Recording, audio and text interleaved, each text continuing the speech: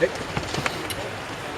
Mark, tell us a little bit about scrimmage. I think you said last week that maybe things were a bit sloppy in the first one. How was today's, and what did you like, maybe what you didn't like? I liked our energy a lot better today. Just our intensity right off the bat was markedly different than it was last week, and that was a positive sign. Offense definitely got off to a better start than the defensive side did. But then again, as the day went on, the defense made a few plays here and there to kind of right the ship, so to speak. But competitive overall, a few too many sloppy penalties that we could control. Offensively, we had some young guys jump offside, kind of one-man unforced error type deals. Defensively, again, had a couple of alignment deals, just lining up offside, that kind of thing that we need to clean up. So things that are very correctable, but overall solid. Is there something specific you were looking for? I know you said you wanted the offense to start quicker. Hit you every time. Sorry, man. Huh? I said, AJ and I was there something specific that you were looking for today? I know you wanted the offense to start quicker. Yeah, we wanted better energy overall, and we got that for sure. The offense executed a lot better than the defense did early on, and so again, when you're at this stage of camp, you're mixing and matching your personnel, and sometimes there's some ones and threes in there together, and that definitely hurt us on the defensive side. But we're counting on those threes to make just as many plays as the ones did. So did start something where you were pushing some buttons to get them going, or did they just respond well to last week?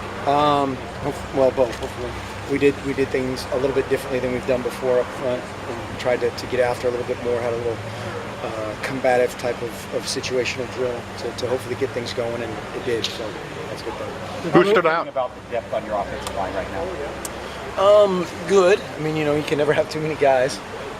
There's a lot of guys, I think, that know what they're doing and just need to cut it loose. I think we have a couple guys up there that are still kind of feeling their way through things, and they're really good players. They just need to cut it loose. You go now to the next couple of days. Is this kind of where you tell them, hey, here's who's redshirt and who's not, here's who's starting, here's kind of your role? Is that, I know you aren't practicing tomorrow. Is that kind of what comes up next? Yeah, tonight, this afternoon, tonight, and tomorrow are all kind of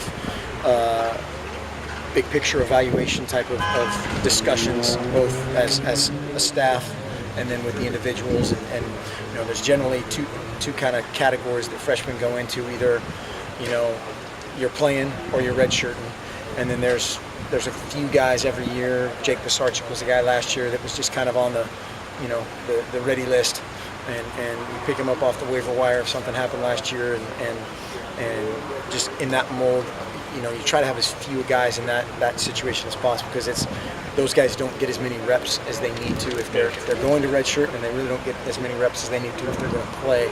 So it's kind of a tough situation for those guys, but it's possible. A few guys will be in that situation.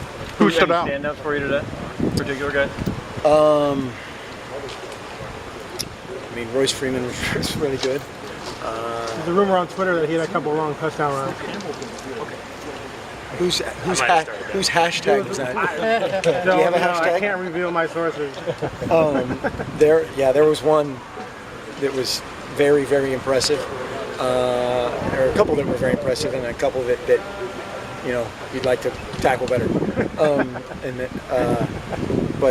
He definitely stood out. Jalen Jelks is really starting to figure things out. Austin Malawata did some good things. Forget somebody. Charles Nelson did some good things. Sorry. Go watch a film and I'll let you know. So it's kind of South Dakota prep start when you guys get back together next on Saturday? Exactly, yeah. We'll be in full scout team mode on Saturday. And like we were saying, roles will kind of be defined at that point and start getting in game week. Do you have any clarity on any of the position battles that are going on right now? We'll watch the film, and there'll be some slashes and some few little tweaks in how we start guys in practice and order of practice. But that'll a lot of that stuff will still come down to the actual game week decisions. And then you kind of see how these guys respond to being told, you see how they come back, and if some of the guys don't get the news they want, how they respond, and how some guys that do get the news. Yeah, that's the psychology part of it that comes into play. There will be some guys that are frustrated. There'll be some guys that are upset. There'll be some guys that are happy. Some guys want a red shirt, and what we need them to be is a great member of our team, and they need to every single person in our program has a vital role, and we want them to play it to the best of their ability. Kicking, punting, beginning to settle into get some ideas of you. Yes. Ian Wheeler's been putting the ball really well, and you know that we've had good competition there and at place kicking, but that's another thing that we'll sort out this week. Same thing with the return guys. You're still working. Yeah, we've got a bunch of guys back there with the ball in their hands that look good.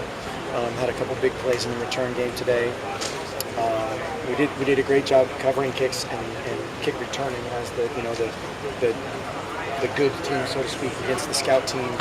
It looked how it should, and I think we pinned every kickoff inside the 22. I think was the longest return. That's a good thing. And then we got a couple big kickoff returns. So those two units both look good. You have three defensive linemen like Balducci, Buckner, and DeForest, and Armstead who came in together, didn't redshirt, they're kind of the same recruiting class. Did it help them? I mean, now going into the third year, and they've all developed along at the same pace, I assume. They haven't developed at the same pace. I mean, that can happen naturally that way, but I think a couple guys were a little bit further ahead. Eric Armstead has really had a great camp, and he's really developed a better just practice mentality. His desire to get better has manifested itself in the weight room and on the practice field, and it's been great to see. He's had a great fall camp, as has DeForest Buckner, as has Balducci. So those guys, hope they look like that on Saturdays. Mark, how much did not playing basketball play into that for Aaron?